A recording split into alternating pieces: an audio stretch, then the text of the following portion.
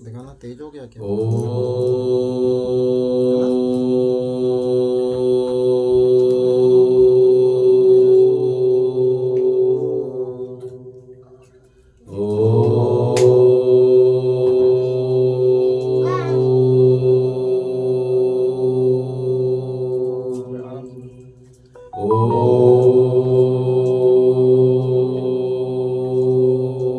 पुट्टे को मत टूट जाएगा ये।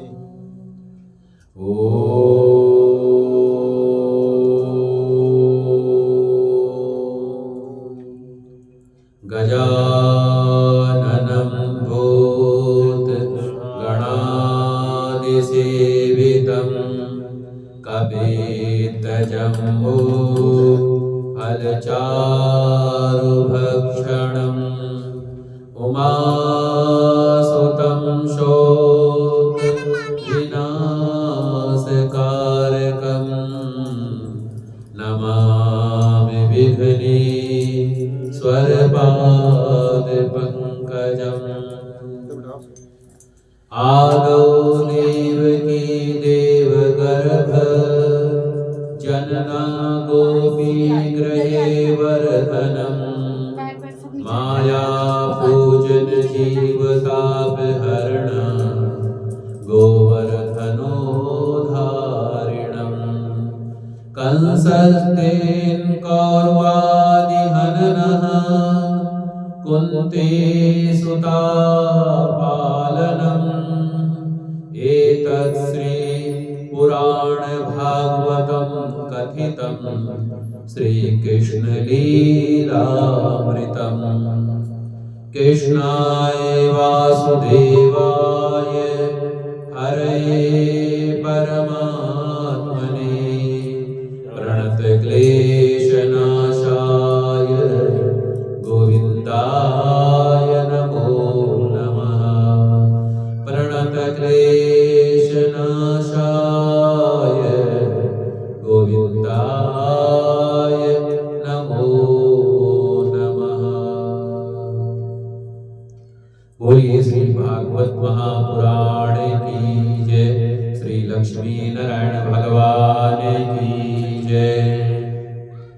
भगवान श्री राधा कृष्ण जी की विशेष कृपा के आशीर्वाद के फल स्वरूप और परब्रह्म परमात्मा जी के आशीर्वाद के फल स्वरूप हमारे भाई के द्वारा इतनी सुंदर श्रीमद् भागवत कथा उसके निमित्त जो है करवाई जा रही है। आज श्रीमद् भागवत कथा के तृतीय दिवस में हम प्रवेश कर रहे हैं। आज की कथा, कल हमने आपको श्रीमद् भागवत कथा का महत्व, धुंधकारी की कथा, गोकर्ण की कथा और श्रीमद् भागवत कथा का महत्व के बारे में आपको हमने कल कथा श्रवण कराने का सौभाग्य प्राप्त हुआ था। आज श्रीमद् भागवत कथा के सप्ताह की जो विधि होती है उसके बारे में थोड़ी सी चर्चा करेंगे।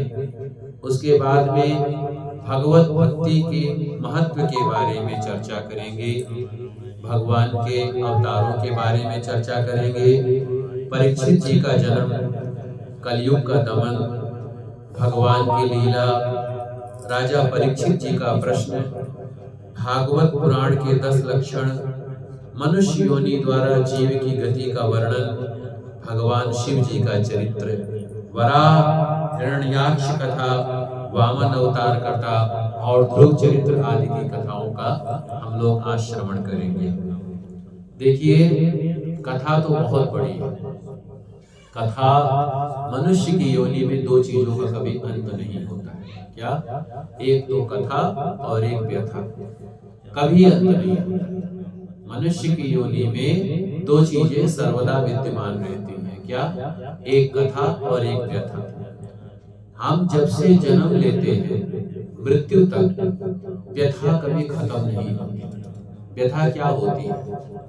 व्यथा होती है कि आदमी कहता है ना कि हमें सब कुछ मिल जाए तब हम सुखी हो जाएंगे, तो मुझे ऐसे लगता है तब भी वो सुखी नहीं हो सकता है। अब हम जैसे कि कहते हैं कि जब बालक का जन्म होता है, तो बालक का जब जन्म होता है तो उसके बाद में बालक कहता है कि मैं बड़ा हो जाऊंगा तो ये कार्य करूंगा, ऐसा करूंगा, पढ़ने की टेंशन। जैसे ही थोड़ा सा बड़ा होता है स्कूल जाओ, पढ़ाई। अब पढ़ाई की टेंशन होती है कि भाई पढ़ना है, पढ़ने के बाद में फिर क्या होता है, विवाह। अब विवाह नहीं हो रहा है तो परेशानी, विवाह हो रहा है तो परेशानी, विवाह की टेंशन, फिर पुत्र की टेंशन, फिर घर बार।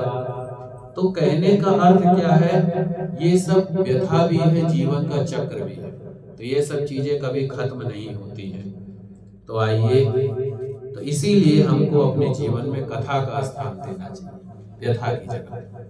क्योंकि भगवान की कथा होगी तो हमें माया चक्र ज्यादा बांध नहीं पाएगी। अगर हम भगवान की कथा सचमुच में, सत्यता में अगर हम श्रवण करेंगे तो कभी भी हमें जो है मोह माया नहीं व्याप्त सकती है। मोह माया उसको व्याप्ति है जिसको भगवान के चरणों में प्रीति नहीं होती है, भगवान की शरणागति नहीं होती है। आइए अब हम भागवत कथा के सप्ताह यज्ञ की विधि के बारे में जानेंगे। कुमारोऽजुः अथ ते समप्रवक्ष्यामः सप्ताह श्रवणे विधिं सहायेव शुभिश्चैव प्रायासाध्यो विधि स्मृतः देवक्य तु समाहूयं मुहूर्तं पृच्छद यत्नतः विवाहे यादृशं विद्यं तादृशं परिकल्पयेत्। श्री शंकादि ऋषि जी कहते हैं कि हे नारद जी, अब हम आपको सप्ताह श्रवण की विधि बतलाते हैं। भागवत की जो 7 दिन की कथा होती है, इसकी विधि के बारे में बतलाते हैं। क्या है इसकी विधि? पर कोई भी काम करते हैं तो हर काम में पैसा तो लगता है। क्या कोई ऐसा काम है जिसके पैसे के बिना कोई काम हो सकता हो? नहीं है ना, पैसे के बिना कुछ नहीं है, पैसा नहीं तो कुछ भी नहीं। पैसा ही सब कुछ है, धन की बड़ी आवश्यकता है। इसीलिए व्यक्ति को क्या करना चाहिए, प्रयत्न करके धन जरूर कमाना चाहिए, शुद्धता पूर्वक। और जो धन कमाता है उस धन में से 10% धर्म के लिए रख देना चाहिए। 10%, जैसे कि 1000 रुपए कमाए आपने तो 10% दान के लिए रख दो अलग से। धन की 3 गति होती है। कितनी गति होती है? 3 गति होती है। जैसे पैसा है, अब पैसे को 3 गति के तरीके से माना गया। अब जैसे कि 3 गति में सबसे पहली गति ये होती है धन की, या तो दान पुण्य करो, तीर्थ करो और गंगा स्नान करो, भगवान की कथा करवाओ, भगवान की कथा श्रवण करो, तो दान पुण्य करो, धर्म पूर्वक कार्य करो, धर्म के लिए खर्च करो। अब अगर आपको लगता है कि ये धर्म जो है पाखंड है, जैसे कई लोग कहते हैं कि ये तो कमाने खाने का एक जरिया है, धर्म कुछ नहीं है, कुछ लोगों का प्रश्न होता है, तो उसमें कहा गया है कि अगर आपको लगता है कि धर्म पाखंड है तो आप अपने ऊपर खर्चा करो। आपको जो अच्छा लगता है आप खाओ पियो, तीर्थ स्नान करो, जो भी मन होता है, लेकिन अति नहीं। और अगर आपको लगता है कि आपको अपने लिए भी खर्च नहीं करना है, दान पुण्य भी नहीं करना है, तो उसका नाश कराने के लिए तैयार रहो। क्यों तैयार रहोगे? क्योंकि धन की जो लक्ष्मी माता कही गई है, धन को प्रदान करने वाली माता लक्ष्मी जी, अभी काम में नहीं आएगा तो बुरे काम में ही आएगा। अब जैसे जो दीपावली आ रही है, तो दीपावली में माता लक्ष्मी जी का पूजन हर कोई करेगा। लक्ष्मी जी का पूजन क्यों करते हैं? हमारे पास पैसा है ना, हमारे पास धन है। अब लक्ष्मी जी का वाहन कौन है? उल्लू। कौन है? उल्लू। उल्लू का क्या अर्थ होता है? धन का क्या है? धन उल्लू है। तो धन को अगर पवित्र कामों में नहीं खर्च करोगे, धर्म में नहीं खर्च करोगे, तो अपने ऊपर खर्च करो। अब आप अपने ऊपर भी नहीं खर्च करना जानते हो, धर्म भी नहीं कर रहे हो, तो नाश कराने के लिए नाश कैसे होगा? या तो कहीं बीमारी में जाएगा पैसा, या फिर कोर्ट केस में जाएगा पैसा, या फिर डॉक्टर ले जाएंगे, या फिर पुलिस ले जाएगा, या फिर वकील ले जाएंगे, और या फिर कोई आपके रिश्तेदार आसपास के कोई ना कोई आपका पैसा हड़पेंगे। ये गारंटी। अभी मैं परसों किसी का इंटरव्यू देख रहा था, तो उन्होंने अपना घर नहीं खरीदा, काफी टाइम हो गया। तो बहुत ही प्रतिष्ठित व्यक्ति, बहुत ही धनी व्यक्ति, अरबों खरबों के मालिक हैं, पर उन्होंने घर नहीं खरीदा। तो उनसे प्रश्न किया गया, आपने घर क्यों नहीं लिया? तो उन्होंने कहा कि घर के चक्कर में ही जो है लड़ाई झगड़ा, मारपीट, ये सब समस्याएं होती, इसीलिए मैंने नहीं खरीदा। खैर, सबकी अपनी अपनी सोच है। अगर मैं अपनी बात करूं तो मुझे तो भाई सबसे पहले घर चाहिए, सर छुपाने की जगह चाहिए, चाहे एक झोपड़ी मिल जाए तब भी, लेकिन चाहिए। तो सबकी अपनी अपनी सोच है।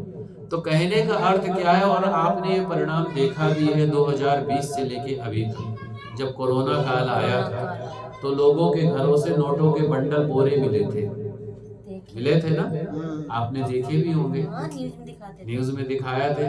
तो नोटों के बंडल ऐसे नहर में फेंक दिया जाता है, 500 के, 1000 के, तो कहाँ गया पैसा? पानी हो गया। ऐसी और भी जगह देखो। तो कहने का अर्थ क्या है, इसीलिए प्रयास करो कि मेहनत करो, आलसी मत बनो, कर्महीन मत बनो, अकर्मण्य मत बनो। प्रयास करो, काम करो, कुछ भी करो, चोरी मत करो, डकैती मत करो, किसी का हक मत मारो, किसी के साथ छल कपट मत करो। ईमानदारी से जो भगवान ने दिया है सत्यता से काम करो, और उस काम में से 10% धर्म के लिए रख दो। बेईमान आदमी तो मौज कर रहे हैं पंडित जी। नहीं तो आपको लगता है बेईमान आदमी मौज कर रहे हैं, कोई मौज नहीं करता। ये उसका प्रारब्ध है, ये उसका। अब बेईमान के ऊपर एक छोटी सी कथा सुनाता हूँ। जैसे एक कहावत है कि नेकी कर, और नेकी करने के बदले बुराई मिलती है ना, दरिया में डाल। लेकिन लोग आजकल कुछ लोगों का ये भी है, नेकी के बदले बुराई मिलती है। तो उसके ऊपर क्या कहा गया है, सुनिएगा, ध्यान पूर्वक कथा सुनिएगा। उसमें कहा गया है, एक गौ माता थी, तो वो अचानक गड्ढे में गिर गई, चोट लग गई गौ माता को, और वो गौ माता दर्द से छटपटा रही थी, कोई निकालने के लिए नहीं राजी था गड्ढे से। लोग उधर से निकल रहे थे पर कोई बचा नहीं रहा था। तो क्या हुआ, एक चोर कहीं से चोरी करके आ रहा था, काफी पैसा गहना उसके पास में हाथ लगा था। तो उसने गाय को गड्ढे में गिरे हुए देखा, गाय दर्द से छटपटा रही थी, तो उसने गाय को नहीं बचाया, वो गाय के पीठ पे पैर रख करके चला गया। गाय को नहीं बचाया, गाय के पीठ पे पैर रख करके चला गया। अच्छा जी, यही जब गाय की पीठ पे पैर रख रहा था तो एक महात्मा जी वो दृश्य देख रहे थे, तो उनसे देखा नहीं गया। तो वो महात्मा जी, संत जी, वो गए और उन्होंने जाके गऊ को बचाया, गड्ढे से निकाला। अब जब गड्ढे से निकाल रहे थे तो उनकी एक टांग टूट गई। गड्ढे से निकालते वक्त उनकी एक टांग टूट गई। अब जी जब उनकी टांग टूट गई तब वो बड़े दुखी हुए, बोले अरे एक चोर जो कहीं से चोरी करके आया था, पर उसने तो गौ माता को बचाया नहीं, पीठ पे पैर रख के चला गया। और एक मैंने इतना नेकी किया है, मैंने जाके गौ माता को बचाया है, मेरी एक टांग टूट गई। इससे तो बढ़िया भैया नेकी नहीं करना चाहिए, भलाई नहीं करना चाहिए। वो अपने गुरु के पास गए, महात्मा जी, और बोले गुरुदेव ये इसका हमें समाधान चाहिए कि वो जो चोर था वो पीठ पे पैर रख के चला गया, उसको कुछ नहीं हुआ, पर मुझे, मैंने गौ माता को बचा, मेरे एक टांग टूट गई। तो बोले एक बात बताओ, बोले हाँ गुरुजी मुझे समाधान चाहिए। तो उसके गुरु ने कहा, महात्मा जी के जो गुरु जी थे उन्होंने कहा कि वो जो चोर था ना, वो अगर गौ माता को बचा लेता तो उसको जितना धन मिला था उससे 100 गुना ज्यादा धन मिलना लिखा था उसके भाग्य में। कितना? 100 गुना। जैसे किसी को 1 लाख रुपया मिला हो और उसको 1 करोड़ रुपया और मिलना हो, और पर वो कोई कर्म ऐसा कर दे उसका जो है 99 लाख रुपया खत्म, 1 लाख में संतुष्ट रह जाए, तो वो चोर को 100 गुना ज्यादा मिलना लिखा था, पर वो उतना ही धन मिला। क्यों मिला? क्योंकि उसने गाय की रक्षा नहीं की और गौ माता के पीठ पे पैर रख के चला गया। अब बोले तुम्हारे गड्ढे में गिर के मौत लिखी हुई थी। क्या? तुम्हारी गड्ढे में गिर के मौत लिखी हुई थी, पर तुमने गौ माता को बचाया इसलिए तुम्हारी एक टांग टूटी है, बाकी तुम बच गए। ये होता है कि भलाई करने का फल हमें दिखता है कि हम कोई बेईमानी कर रहा हो, फल फूल रहा, फल ऐसा नहीं। दूसरी कथा है, एक स्त्री थी, लेडीज थी, भगवान की बहुत भक्त थी, भगवान का पूजा पाठ करती, बड़े भाव से ध्यान करती, व्रत करती, उपवास करती, बड़े बड़े नियम करती और भगवान का पूजा पाठ कथा खूब करती। पर इसका उलट उसका पति नंबर 1 निकम्मा, नंबर 1 शराबी, जुआरी, शराब पिए पूरा दिन, जुआ खेले, घर में आए दिन लड़ाई झगड़ा करे, अपनी पत्नी को पीटे, घर में लड़ाई झगड़ा करे, पैसा ना दे, खर्चा ना दे। उसकी पत्नी बड़ी तंग, बोले कि बताओ ये कैसा प्रारब्ध? मैं इतना भगवान का पूजा पाठ करती हूँ, इतना व्रत करती हूँ, इतना नियम करती हूँ और मुझे इसका ये परिणाम मिल रहा है। तो बोले इससे तो अच्छा हमें भगवान की पूजा पाठ करना नहीं चाहिए, भगवान की कथा नहीं कहनी चाहिए, इसका तो मतलब यही होता है। तो वो बड़ी दुखी हो गई। बोले कि जो लोग भगवान का पूजा पाठ करते हैं, कथा भागवत करते हैं, दान पुण्य आदि करते हैं, उनको इतना कष्ट मिलता है तो इससे तो करना ही नहीं चाहिए। तो वो भी अपने गुरु के पास गए। अच्छा देखो, जीवन में गुरु का होना बड़ा आवश्यक है, क्योंकि गुरु ही एक ऐसा है व्यक्ति है जो आपको इनसे मिलवाता है, जाके जो आपको इनसे मिलवाता है। तो वो गुरु ब्राह्मण भी हो सकता है, गुरु आपका मार्गदर्शक भी हो सकता है, जो आप कष्ट में हो, परेशानी में हो, आपको कष्टों से निकाल के आपको जो है सुख प्रदान करे। तो उस स्त्री ने कहा जाके अपने गुरु से, गुरुदेव मैं इसके बारे में जानना चाहती हूँ।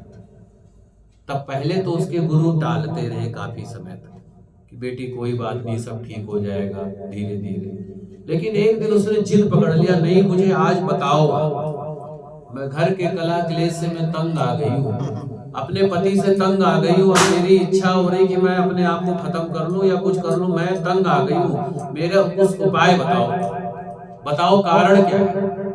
तब गुरु जी ने पता है क्या बात बोली?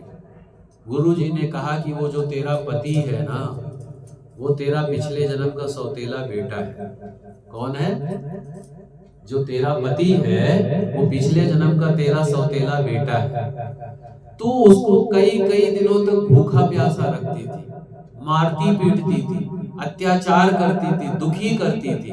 वही बदला चुकाने के लिए तेरा बेटा बन करके आया है और वो पूरा बदला चुकाएगा, और पूरा बदला चुका के तभी जो है वो तुझको उससे दुख से जो है निवारण हो। तो जब उस हमारे कर्म कहीं नहीं छोड़ते। तो जी क्या हुआ, वो जब उसको पता चला कि हाँ जी ऐसी बात है, तब वो जा करके फिर उसने उसको स्वीकार किया। तो ये क्या था? पिछले जन्म का कर्म, पिछले जन्म में वो उसका सौतेला बेटा था, उसको मारती पीटती थी, अत्याचार करती थी, दुखी करती थी, वही बदला चुकाने के लिए वो आया। तो इसका प्रश्न का उत्तर मिल गया। लेकिन भगवान की कृपा से उसको थोड़ी सी शक्ति हुई, तो भगवान के व्रत उपवास से वो आगे जाके ठीक हो गई, लेकिन कर्म का दंड भोगना पड़ा। एक और कथा है, 2 सगे भाई थे, बड़ा प्रेम था उनमें, बहुत प्रेम था, और क्या कहते हैं कि इतना प्रेम था कि एक दूसरे के साथ जीना मरना सब कुछ। लेकिन एक दिन की बात है, दोनों भाई जब युवा अवस्था को हुए तो माँ बाप तो पहले गुजर गए थे, 2 भाई। तो बोले भाई विवाह, तो बड़े भाई का विवाह हुआ बहुत अच्छे धूमधाम से। अच्छा जी, जब विवाह हुआ तो विवाह बड़े धूमधाम से हुआ, पत्नी बहुत अच्छी मिली और वो छोटा भाई भी भाभी को खूब माँ के समान मानता था, सेवा करता था, सम्मान करता था और वो सुखपूर्वक समय बीतने लगा। लेकिन जैसे कि कल मैं एक धुंधकारी की कथा कह रहा था। धुंधकारी कौन थी?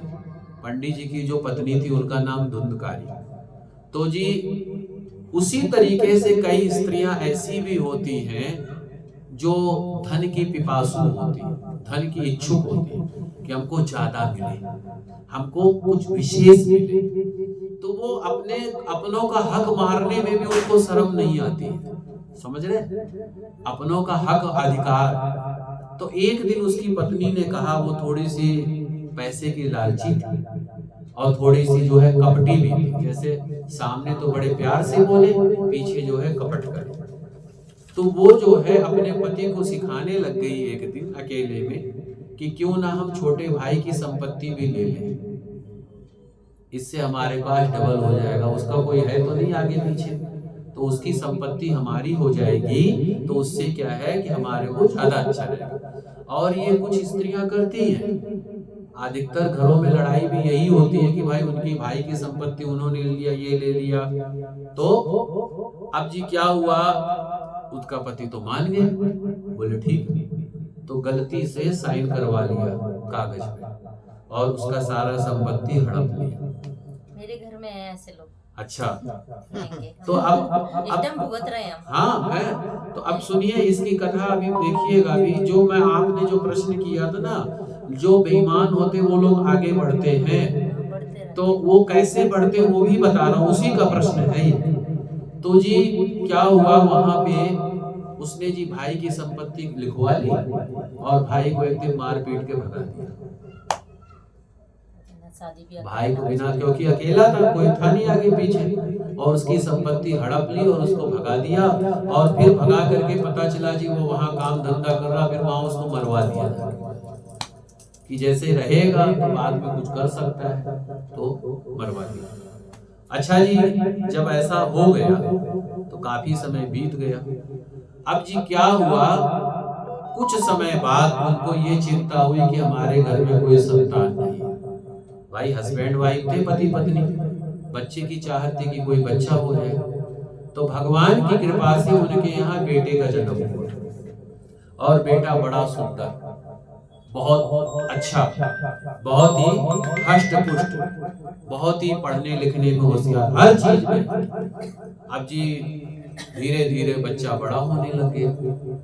अब जैसे ही बच्चा जवान हुआ तैसे ही उसको अचानक किसी बीमारी ने घेर लिया और वो ऐसी गंभीर बीमारी हो गई, उसके लिए वो खूब इलाज कराया उन्होंने।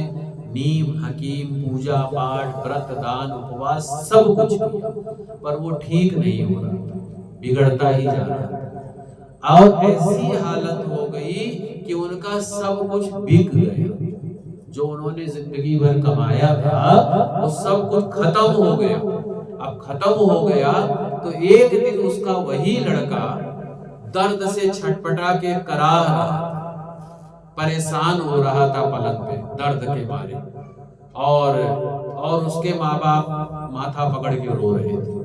बोले ना जाने हमने ऐसा कौन सा कर्म किया है जिसका हमें परिणाम भोगना पड़ रहा है। अब आदमी को जब कष्ट आता तो भगवान को दोष देता है जी, हाँ, भगवान को दोष देता है या फिर संत महात्माओं को दोष देता है या फिर ब्राह्मणों को, लेकिन कर्म को नहीं देखता उसने कर्म कैसा किया है।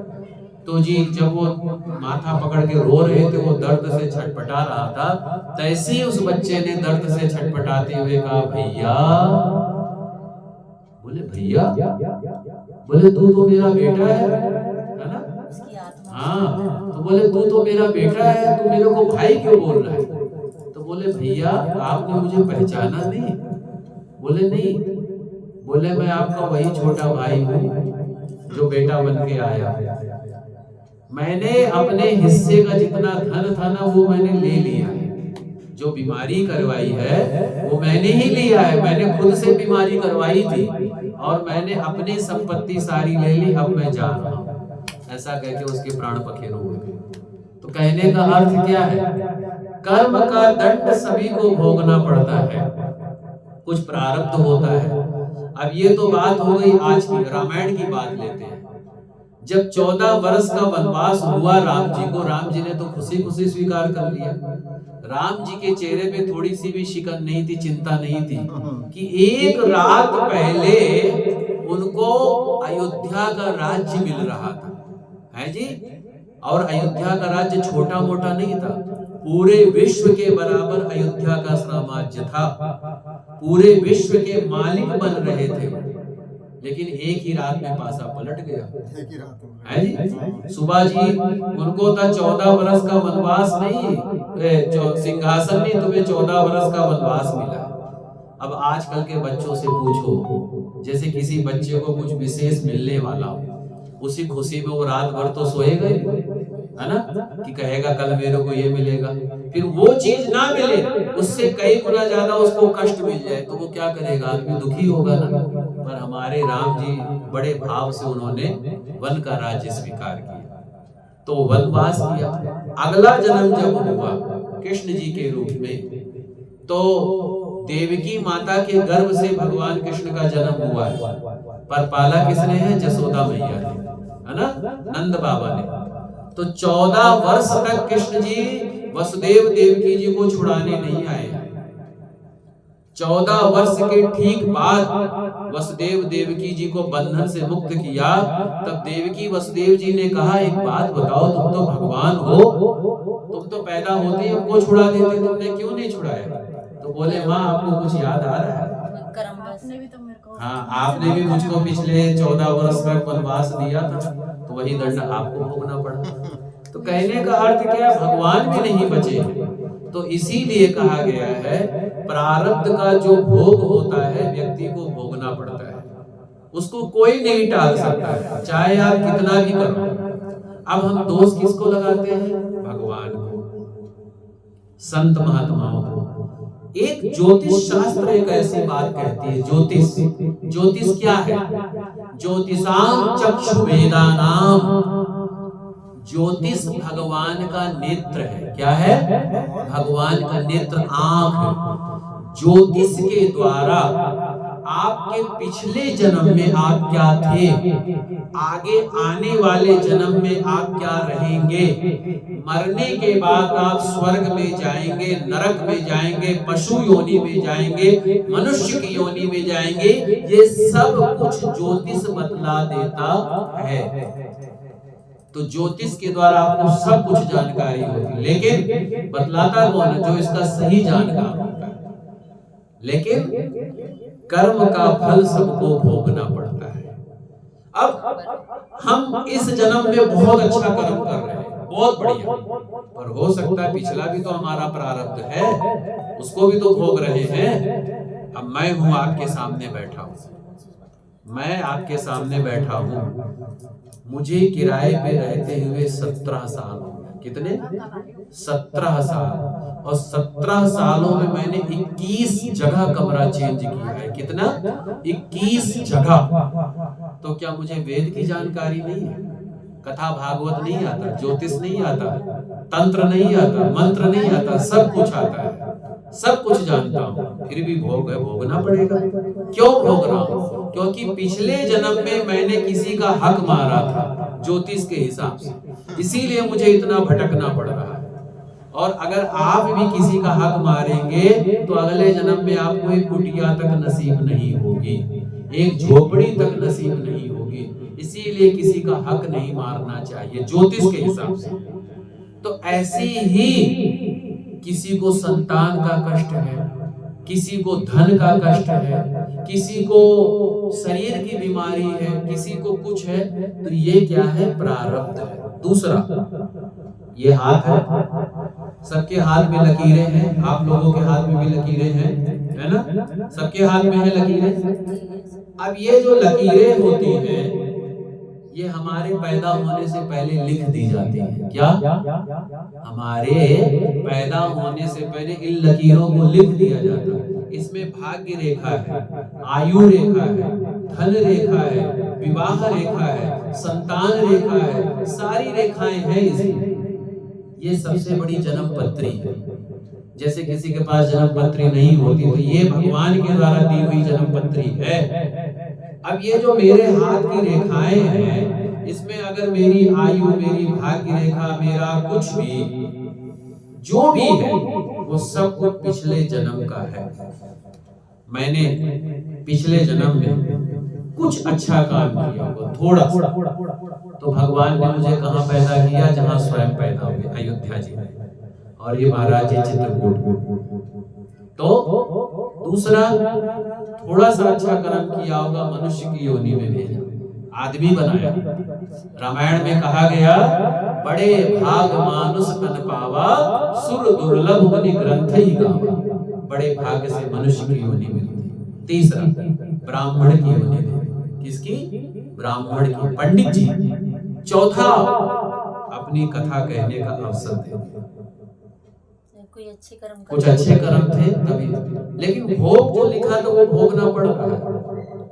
अब ऐसा नहीं पीतमपुरा में रहता हूँ, बड़े बड़े धनिकों के बीच में रहता हूँ, ऐसे ऐसे धनी व्यक्ति हैं, 1 मिनट में करोड़ों अरबों दे सकते हैं, लेकिन नहीं, जो भाग्य होता है उसको भोगना पड़ता है। भाग्य अगर हमारा नहीं है तो हम राजा के पास भी पहुंच के खाली हाथ चले जाएंगे, और अगर भाग्य हमारा है तो कोई ना कोई निमित्त ऐसा बन जाएगा, कुछ भी हो जाएगा। तो इसी तरीके से प्रारब्ध का भोग सबको भोगना पड़ता है।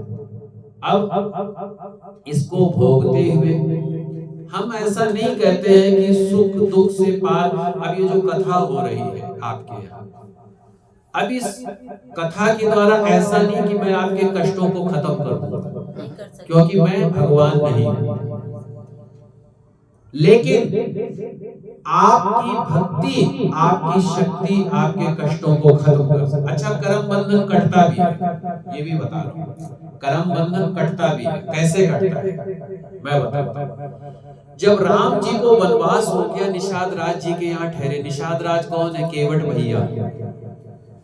केवट जैसा भक्त तो ना कोई था, ना कोई है, ना कोई होगा।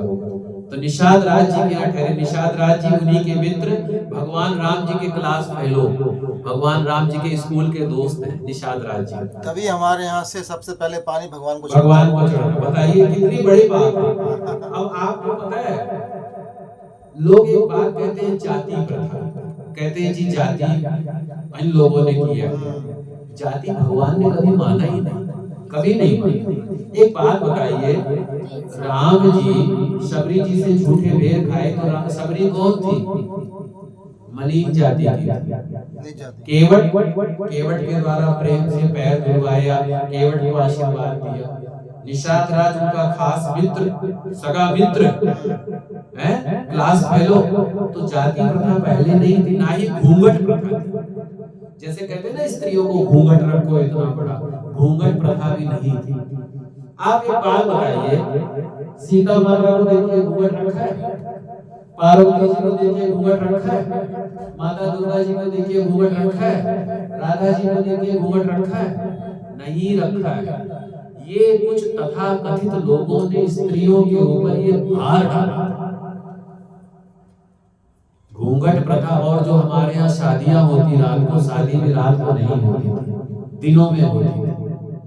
पहले शादी दिन में होती थी, ये रात की शादी इसलिए हुई है कि जब पहले जमाने में डाकुओं का एक जब समय हुआ करता तो वो लूटपाट करते थे, तो उससे बचने के लिए रात को शादी होती थी, और वो आजकल रात को दिन होती निकल। हाँ, तो अब रात की शादी राक्षसी शादी होती है, राक्षस प्रवृत्ति की शादी होती है। रात का टाइम भूत प्रेतों का होता है, राक्षसों का होता है, उल्टे सीधे लोगों का होता है। दिन का समय भगवान का होता है। तो कहने का अर्थ क्या है, जब भगवान राम जी वहां पर निषाद राज जी के यहाँ गए, वहां कुशा के आसन पर लेटे थे। किस पे? कुशा, जो घास होती है ना, कुशा, कुशा के ऊपर लेटे थे। सीता माता भी लेटी थी। तो निषाद राज जी पहरा दे रहे हैं, लक्ष्मण जी पहरा दे रहे हैं रात्रि के समय, और राम जी सीता मैया कुशा के आसन पर लेटे हुए। तो जी निषाद राज ने कहा, अरे भैया, कैकेयी ने तो बहुत बुरा किया। बताओ, एक दिन पहले राजा बनना था, राम जी को राजा बनना था और वनवास दे दिया। तो लक्ष्मण जी ने एक बहुत अच्छी बात बताई, बहुत अच्छी बात बताई। क्या?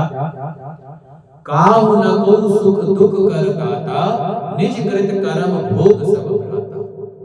कि हे भैया, ना कोई किसी को दुख देता है, ना कोई किसी को सुख देता है।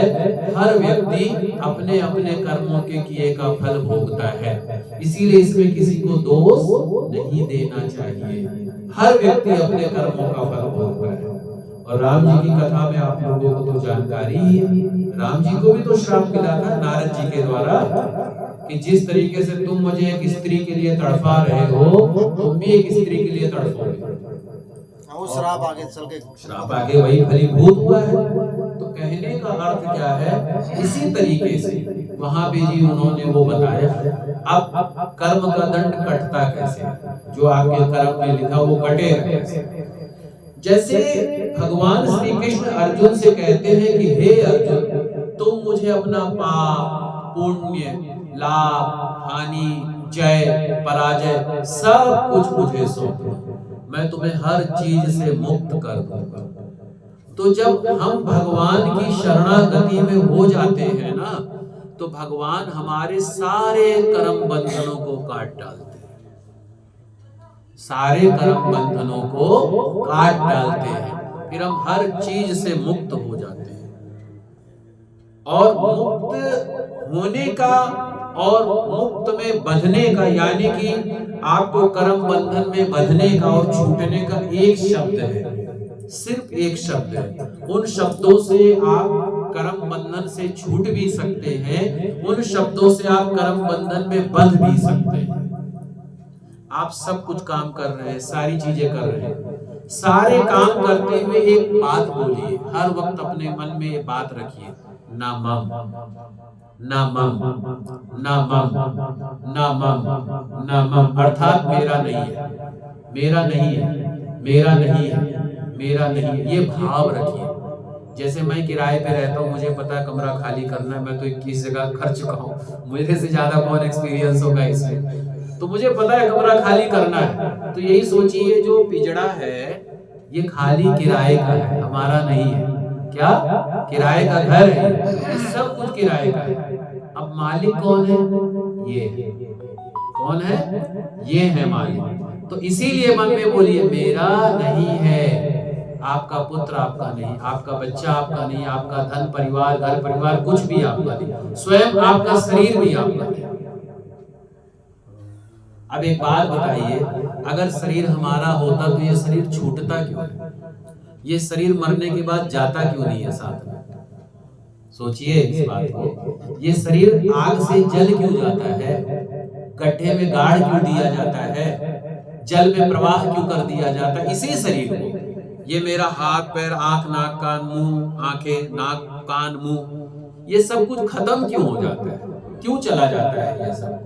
आत्मा निकल जाती है। हाँ, हाँ। अब ये जो मेरे अंदर जो प्राण चल रहा है, जिससे मैं बोल रहा हूँ, अभी ये प्राण एक धूल के कण के बराबर होता है। कितने? जैसे एक मिट्टी का टुकड़ा होता है ना, ये तो सरसों है, पीली सरसों, इससे भी एक मिट्टी का जो कण होता है, रेत का जो कण होता है, रेत के कण के समान होता है।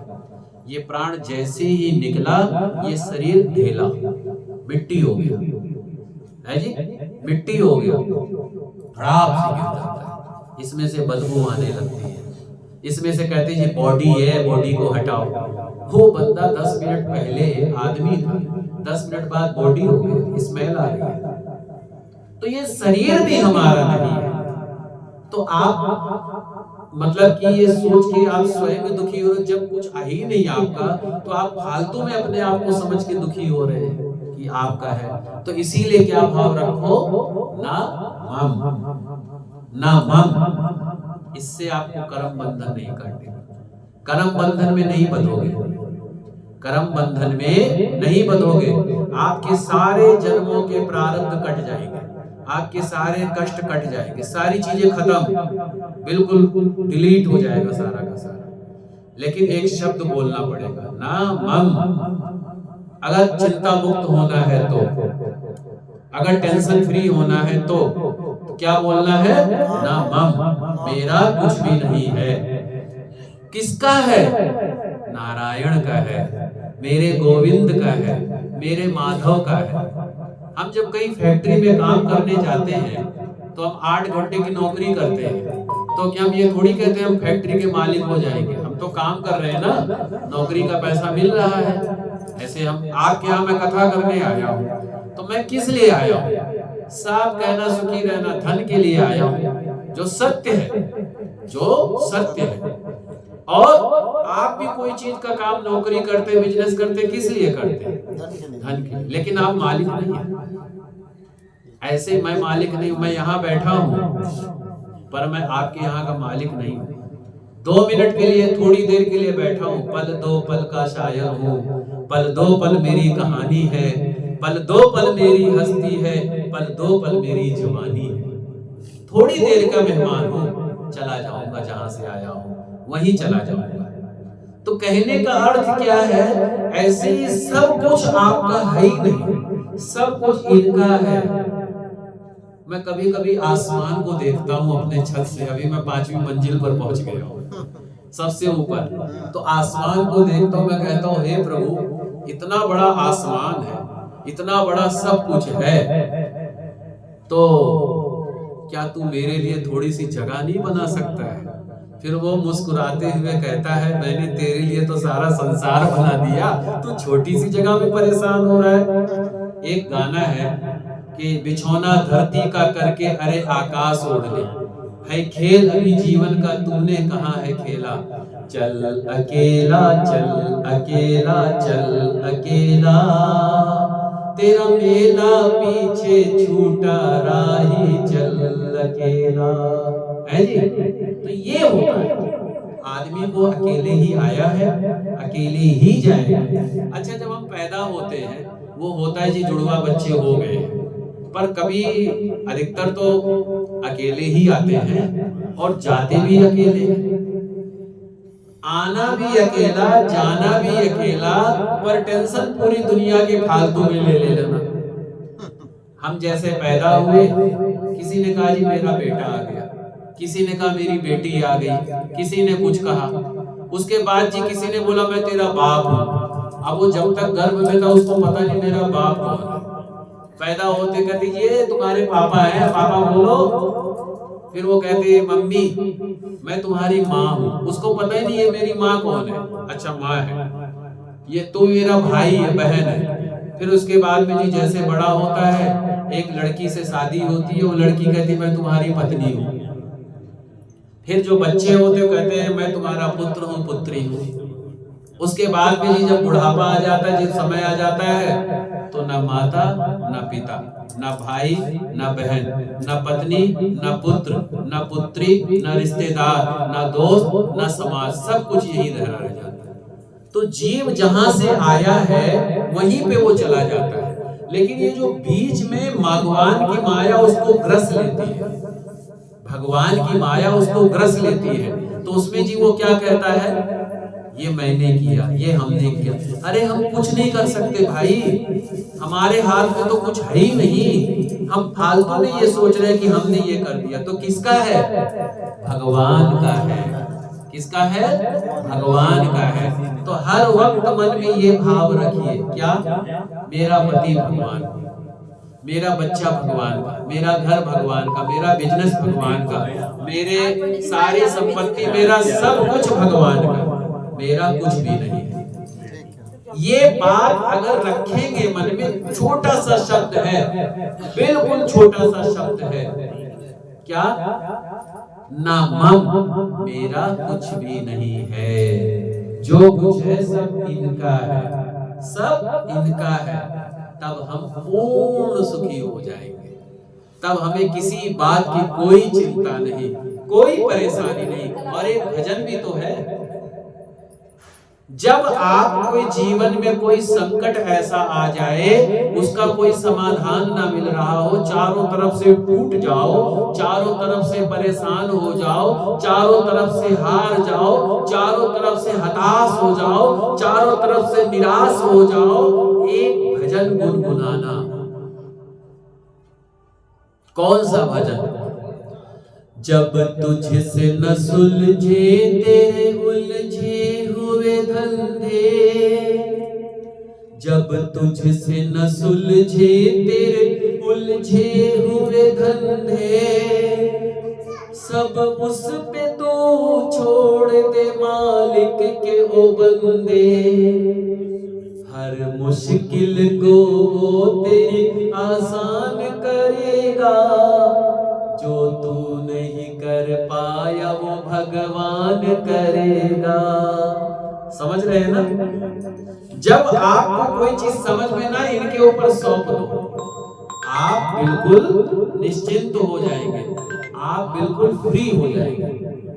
अगर बुद्धि को फ्री करना है, इस दिमाग की खोपड़ी को फ्री करना है, जीवन के कष्टों से दुख से पार पाना है, तो एक ही काम करो, ना मम, क्या?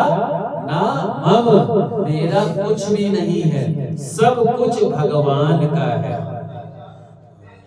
हर चीजों से मुक्त हो जाओ। और अगर ये बोल दिया मम, मेरा, ये मेरा है, तो वहीं से कष्टों का प्रारंभ शुरू, वहीं से कष्ट का प्रारंभ शुरू। मेरा, आदमी को कष्ट क्यों होता है? मोह के कारण ही तो होता है जी।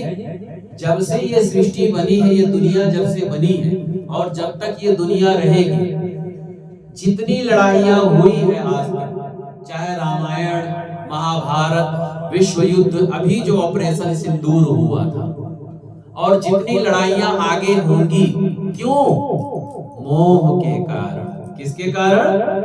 मोह के कारण। हमारे घर में, हमारे परिवार में, हमारे रिश्तेदारी में जितने प्रकार का कष्ट है, जितने प्रकार की परेशानी है, क्यों है? कोई बात नहीं, थोड़ा सा मन में होता है, तो कहने का अर्थ क्या है? मोह के कारण।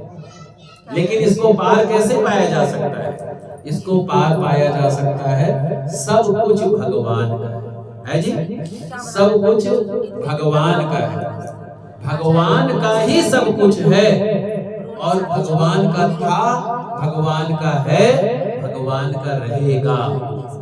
और जीवन में जब संकट आए, इनके ऊपर सौंप दो। अब अगर जब इनके ऊपर सौंप दोगे, तो हर चीजों से मुक्त हो जाओगे, हर चीजों से फ्री हो जाओगे। तो इसीलिए कहा गया है क्या?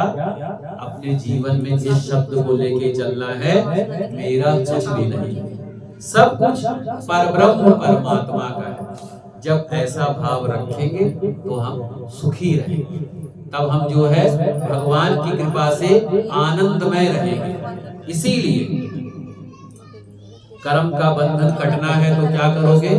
ना मम करोगे, मेरा कुछ नहीं है भगवान का। और कर्म में बंधना है तो मम करोगे, तो भगवान को सब कुछ सौंपना, स्वीकार करें। एक मैं अपनी घटना बताता हूँ, इसके बाद आगे की कथा कहता हूँ। जो मैं आपको शरणागति की बात बता रहा हूँ, भगवान को सौंप दो। मेरे साथ 3 घटनाएं हुई हैं, मैं उसका जिक्र करता हूँ, फिर आगे की कथा सुनाता हूँ। मैं जब 5 साल का था, कितने साल का? 5 साल का था। मैं अयोध्या जी से, श्री राम जन्मभूमि के बगल ही हमारा घर सटाव। जैसे आपके यहाँ से कला मंदिर जितनी दूर होगा, 10-15 मिनट बस उतनी दूर का रास्ता है। बस राम पैड़ी है, जहाँ पे योगी जी के द्वारा 24 लाख दिए जलवाए जाते हैं दीपावली को, दीपोत्सव अभी फिर जलवाए जाएंगे। तो जी उस नदी में मैं पानी में डूब गया था नहाते नहाते। मैं गया था नहाने, अभी जब जलवाए थे? हाँ, नहीं अभी नहीं, वहाँ जो जलवाए थे उसी नदी में। पर मैं जब मैं 5 साल का था, मैं गया था अपने भाई दोस्तों के साथ नहाने। सीढ़ियों पर काई जमी थी, मैं स्लिप खाया चला गया सड़क से अंदर। और जी अंदर गया मैं, ये मेरी पहली घटना है जब मैं 5 साल का था तब। तो जी मैं पानी में जब चला गया मैं बहुत फड़फड़ाया, बहुत तड़फा। पानी में ऐसे ऐसे हाथ पांव मार रहा हूँ और गहराई में चला गया, वहां कौन आवाज सुनेगा। नीचे जाते हो तो हाँ, और जाते उसको तैरना आता नहीं था, अभी भी तैरना नहीं आता, अभी भी तैरना नहीं आता है। तो जी और गहराई में चला गया, अजी जी खूब फड़फड़ाया पानी में, तो चारों तरफ साए साए की ध्वनि, हल्का हल्का पीलापन, और कहीं कोई आवाज सुनने वाला कोई है नहीं, पानी के अंदर कौन सुनेगा। अच्छा जी, तो मैं पहले तो खूब तड़फा, खूब फड़फड़ाया अपने आप को, खूब मतलब मौत मेरे सामने चल रही थी और मैं मौत के सामने था। लेकिन फिर मेरे मन में एक बात याद आई। क्या? मैंने कहा कि अगर भगवान तुम मेरा शरीर लेना चाहते हो और ये जीवन लेना चाहते हो, तो ये जीवन, ये शरीर मैं तुम्हें अर्पण कर रहा हूँ। अब चाहे तुम इस शरीर को मार डालो, इस जीवन को खत्म कर दो, चाहे तुम जिंदा रखो, तुम्हारी मर्जी है। ऐसा कह के मैं पानी में सीधा खड़ा हो गया। जैसे पहले फड़फड़ा रहा था, तड़फ रहा था, तो पानी में बिल्कुल सीधा खड़ा हो गया, जहां बहाव जा रही थी वहां बहता चला गया। पर मेरा जीवन लिखा था। किसी मित्र ने देखा कि वो किशन नहा रहा था, गया कहाँ वो, तो जी सब ढूंढने लग गए। फिर उसको पता चला जी, वो ढूंढते ढूंढते मुझको उसने पानी के अंदर खोजा, मैं मिल गया। वो मेरे को पकड़ के लाए 2-3 लड़के, पेट में पानी काफी भर गया था, पानी निकाला पेट से मेरा। तो क्यों बचा मैं? जो मैं आपको शरणागति का भाव बताता हूँ इसीलिए बचा। दूसरी कथा अभी 1-8 साल पहले की, जहां मैं रहता हूँ पीतमपुरा में, 3 महीने हो गए थे, मुझे 1 रुपए का काम नहीं मिला था, 1 रुपए का काम नहीं मिला था। अब किराए की जो जिंदगी होती कितनी खतरनाक होती है ये मैं भी समझ सकता हूँ। अच्छा जी, आप काम करो ना करो किराया तो देना, व्यवस्था तो देनी है, खाना खाओ ना खाओ किराया तो देना। तो एक दिन निराश हो गया, मैंने कहा प्रभु अब मुझसे कुछ नहीं किया जाता है। हमारे जो घर का मंदिर है, उसी मंदिर में जाके सामने बैठ गया। मैंने कहा जिस जमीन पर मैं बैठा हूँ, इस जमीन पर लाने वाले तुम हो। अब तुम्हारी मर्जी है, इस जमीन पे रखो या इस जमीन से भगा दो, ये तुम्हारी इच्छा है, मैं कुछ नहीं जानता हूँ। ऐसा कह के मैं शांत चित्त होके बैठ गया और भगवान के ध्यान में मगन हो गया। अच्छा जी, जब ये मैं करने लग गया, 10 मिनट बाद किसी की कॉल आई, किसी का फोन आया, बोले पंडित जी हवन करा दोगे क्या? मैंने कहा जी करा दूंगा, भाई काम है अपना पूजा पाठ का। मैंने कहा करा दूंगा। तो उनको हमारा नंबर किसी मित्र के द्वारा मिला था, किसी ने मेरे बारे में बोला था पंडित जी बहुत अच्छी कथा करते हैं, पूजा पाठ बहुत बढ़िया करवाते हैं। तो जी उनके पास हमारा फोन गया। हवन कराने गया मैं मुखर्जी नगर। कहाँ पे? मुखर्जी नगर, मॉडल टाउन के पास है, जनता फ्लैट था। गया जी हवन कराने। अब हवन कराने के बाद जो उन्होंने मुझे दक्षिणा दी, आप आश्चर्यचकित होंगे क्या उन्होंने दक्षिणा दी। कि उन्होंने मुझे हवन कराने के बाद में 31,000 रुपए दक्षिणा दिया। 31,000 रुपए मुझे दक्षिणा दिया सिर्फ हवन कराने का, आधा घंटा का, बस कुछ नहीं ज्यादा किया। और उनकी मम्मी ने 21,000 अलग से दिया। उनकी जो माँ थी उन्होंने मुझे 21,000 अलग से दिया, 31,000 अलग से मिले। तो भगवान ने क्या किया? चमत्कार किया कि नहीं किया? नहीं तो हम हवन करने जाते ज्यादा से ज्यादा 5100 से ज्यादा कहीं नहीं पाते, 3100, 5100, 2100 ऐसे ही मिलता है। लेकिन उन्होंने 31,000 स्वयं दिया पति पत्नी ने, और 21,000 उनकी मम्मी ने दिया। तो ये भगवान की शरणागति का। तो भगवान से मैंने कहा था ना, 3 महीने से ज्यादा का किराया निकलवा दिया उन्होंने। और कहाँ आदमी जो है 3100 भी देने में परेशानी होती है उसको, कि बोले। तो कहने का अर्थ क्या है कि जब भी मन में ये शरणागति का भाव रखोगे आपका कल्याण। मैं अपनी हर कथा में कहता हूँ, हर जगह में ये बात को कहता हूँ, कहीं भी जाता हूँ, भगवान की शरणागति ही सबसे सर्वोत्तम। अभी 3 दिन पहले की बात है, मेरे जीवन में अभी 3 महीने में बहुत उथल पुथल हुई, बहुत ज्यादा। अगर कोई दूसरा होता तो शायद इस दुनिया में वो कब का निकल गया जितनी, और मैं कहूंगा भी नहीं क्या क्या, पर बहुत ज्यादा हुई है। एक होता ना लिमिट, एक अनलिमिटेड से भी हद से ज्यादा। तो एक दिन मेरे पिताजी मिले, अभी साथ ही रहते हैं थोड़ी दूरी पर। तो बोले क्या बात है, बहुत परेशान लग रहे हो, क्या दिक्कत है? तो मैंने कहा जी परेशानी तो है, लेकिन मैं क्या बताऊं, उसका कोई समाधान नहीं है, कोई समाधान नहीं है, मैं करूं तो क्या करूं? तो फिर मैंने कहा कि मैं तो अपने आप को भगवान को सौंप दिया, वो चाहे जैसा करेंगे, वो उनकी इच्छा है, अच्छा करेंगे तो ठीक है, अभी तक जो किया सब भी ठीक है, आगे भी जो करेंगे ठीक है। और मैंने कहा गरीबी से मौत अच्छी, चाहे कितनी भी गरीबी आ जाएगी, मौत से बड़ी तो कुछ नहीं है ना। जब तक इसका मन नहीं होगा, मेरे को इस संसार से जाने नहीं देगा वो, और जिस दिन इसका मन होगा, कोई ना कोई कारण ऐसा बना देगा, मुझे खींच लेगा फट से वो। तो मैंने कहा अपने आप को, परसों की बात है ये, मैंने कहा जब मैं माँ के गर्भ में था, मैं कोई ये तो नहीं आसमान से टपक पड़ा हूँगा, मैं भी पैदा हुआ हूँ, मरूंगा भी मैं। तो मैंने कहा जब मैं माँ की पेट में था तो मेरा पोषण कौन कर रहा था, खाना कौन खिला रहा था, मुझे सांसें कौन दे रहा था, ये दे रहा था। कौन दे रहा था? ये दे रहा था। तो जिसने मेरी गर्भ में रक्षा की है, मेरी माँ के द्वारा मुझे भोजन मिल रहा था, सब कुछ, क्या वो मेरी रक्षा अब नहीं करेगा? है जी, क्या वो मेरी रक्षा अब नहीं करेगा? जरूर करेगा, लेकिन भाव ऐसा होना चाहिए, शरणागति का भाव। जब ये जन्म देता है, उससे जन्म से पहले खाने की व्यवस्था कर देता है। माँ के दूध कैसे आता है बताइए? भगवान इन्हीं की कृपा तो है।